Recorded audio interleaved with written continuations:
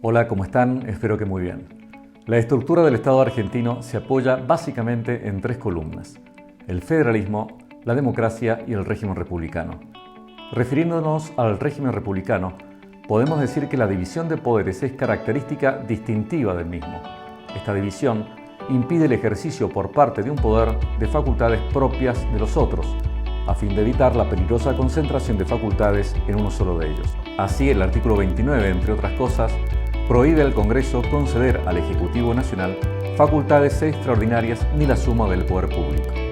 Vale decir que, como principio, la Constitución prohíbe la delegación legislativa. Este principio prohibitivo se ha ratificado en el artículo 76. Este artículo, producto de la reforma de 1994, trata específicamente sobre la delegación legislativa. ¿Qué es la delegación legislativa?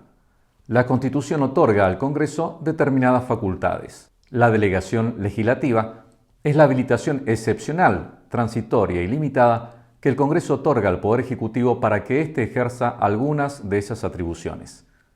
En el ejercicio de ese poder delegado, el presidente emite los decretos delegados, que tienen rango de ley. El titular de las facultades delegadas sigue siendo el Congreso, por lo cual puede ejercerlas mientras transcurre el plazo de la delegación. Es más, puede derogar la ley que delegó y reasumir las facultades anticipadamente. ¿Cuál es el fundamento? El fundamento de la habilitación de la delegación radica básicamente en que el correcto y eficaz funcionamiento de las estructuras políticas modernas exige respuestas normativas rápidas, abundantes y de tal complejidad que ordinariamente no pueden ser dadas siguiendo el trámite ordinario de sanción de leyes.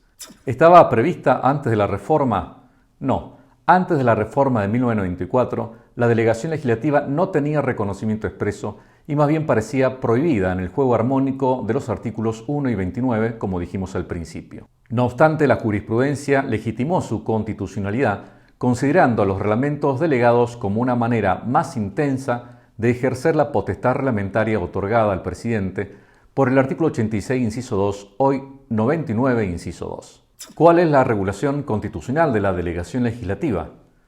Nuestra Constitución se refiere a la delegación legislativa en tres disposiciones: artículo 76, artículo 100, inciso 12 y la cláusula transitoria octava. El principio general, como dijimos, es su prohibición, pero el artículo 76, inmediatamente después de prohibirla, pasa a admitirla bajo las siguientes condiciones. Debe estar siempre referida a una materia determinada. Esta materia debe estar relacionada con la administración pública o con una situación de emergencia pública. La ley delegante debe establecer un plazo para el ejercicio de la facultad legislativa delegada.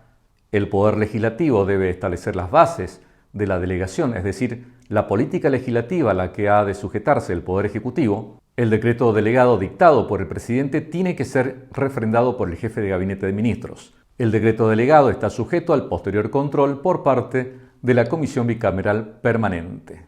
¿Qué se entiende como materia determinada de administración? La Constitución obviamente no la define, pero tanto la doctrina como la misma legislación pueden ilustrarnos al respecto. Solo a modo de ejemplo, sin agotar los casos, podemos mencionar como materias determinadas de administración aquellas que se vinculen con el correo, bancos oficiales, entes impositivos y aduaneros, entes educacionales de instrucción general y universitaria, así como también las entidades vinculadas con el transporte, etc. La organización y el gobierno de las Fuerzas Armadas, la organización y atribuciones de la jefatura de gabinete y de los ministerios, los servicios públicos en lo que compete al Congreso de la Nación. ¿Cuáles serían las materias de emergencia pública? El segundo supuesto en el que está permitido que el Congreso habilite al Ejecutivo el ejercicio de facultades que le son propias es en el caso de emergencia pública. Aquí ya no estamos hablando de la habilitación de la delegación sobre una materia concreta, sino de permitir el ejercicio de facultades legislativas al presidente, pero en todas aquellas materias que guarden perfecta relación con la emergencia. Por esto es que, en este caso, la delegación puede tener mayor amplitud. Un concepto general sobre la emergencia ya lo dimos en el video sobre el estado de sitio, por lo que no nos detendremos por razones de tiempo. Esas circunstancias excepcionales pueden ser de carácter general o referirse a aspectos más restringidos de la vida social y política, como la salud, la seguridad o la economía. Será el Congreso quien evaluará si tales circunstancias excepcionales constituyen emergencia pública y por medio de la delegación permita al Ejecutivo la adopción de las medidas que estime pertinentes para hacer frente de modo rápido y efectivo a la anormalidad acontecida. ¿Qué materias quedan excluidas de la delegación legislativa? El artículo 76 es bastante amplio, por lo que podemos preguntarnos si existen materias excluidas, a pesar de que el texto no establece materias prohibidas expresamente, como si lo hace en el caso de los DNU. Sobre el particular pueden ver este video. Sobre las materias excluidas solo se pueden delegar las facultades del Congreso que se concretan en el dictado de normas generales, es decir, las facultades legislativas en sentido estricto, pero no las facultades de otra naturaleza. Por ejemplo, no se pueden delegar la declaración de la necesidad de la reforma, la declaración del estado de sitio e intervención federal, la acusación y juzgamiento en el juicio político, el acuerdo para el nombramiento de ciertos magistrados, etc. Otros ejemplos de materia no delegable son la materia penal, por el principio de legalidad del artículo 18. Las garantías penales las veremos en otro video. En materia tributaria estaría también prohibida, también por el principio de legalidad, pero podrían admitirse excepciones confirmadas por la práctica y la jurisprudencia. Por ejemplo, podría alegarse la determinación final de la alícuota del tributo entre un máximo y un mínimo fijado en la ley delegante, determinar el momento para aplicar total o parcialmente un tributo, la posibilidad de crear y suprimir exenciones tributarias de acuerdo con los lineamientos fijados en la ley base, etc. En materia expropiatoria no se puede delegar la declaración general de la utilidad pública, pero sí la identificación concreta de cada uno de los bienes sujetos a expropiación. No se puede delegar la facultad de reglamentación de derechos constitucionales, pero sí la reglamentación de alguno de estos derechos de modo transitorio o en situación de emergencia y los relacionados con la misma. No se puede delegar el dictado de los códigos de fondo, pero sí son delegables la reforma de algunas disposiciones concretas de los mismos, con excepción del Código Penal, siempre que guarden relación con algunas materias determinadas de administración o con las razones de emergencia que motivan la delegación.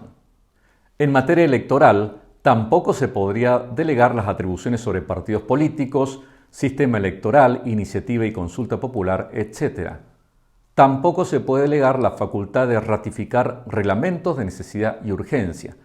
Pero debemos recordar que sobre muchos de estos aspectos no hay consenso en la doctrina y la jurisprudencia podría ser oscilante. ¿Qué se entiende por bases de la delegación? El artículo 76 dispone que la ley delegante deberá establecer las bases de la delegación.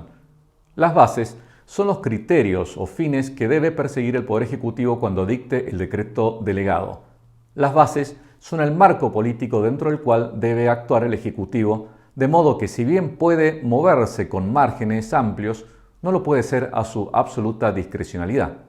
¿Siempre debe haber un plazo de la delegación? Sí. El Congreso debe fijar siempre un plazo preciso y determinado para la delegación legislativa. Si faltara, la ley delegante sería inconstitucional. Si fuera necesario, el Congreso puede prorrogar por otra ley el plazo fijado inicialmente. También puede delegar en el Poder Ejecutivo la decisión de prorrogar el plazo inicial de la delegación, siempre y cuando esta prórroga esté limitada en la misma delegación.